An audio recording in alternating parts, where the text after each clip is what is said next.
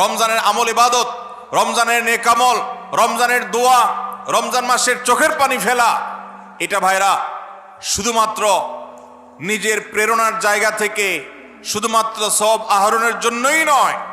এটা যদি না করি তাহলে জিবরিলের বদদোয়া, নবীজি সাল্লাল্লাহু আলাইহি সাল্লামের বদদোয়া, আল্লাহর পক্ষ থেকে ধ্বংস হওয়ার পরোয়ানা, এগুলো অনিবার্য হয়ে যাবে।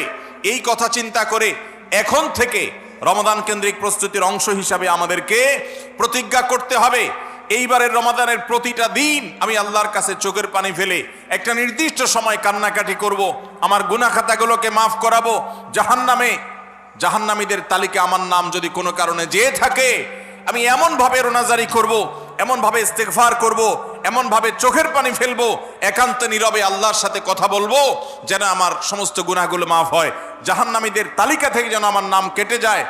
এর জন্য ভাইরা এখন থেকে প্রতিজ্ঞা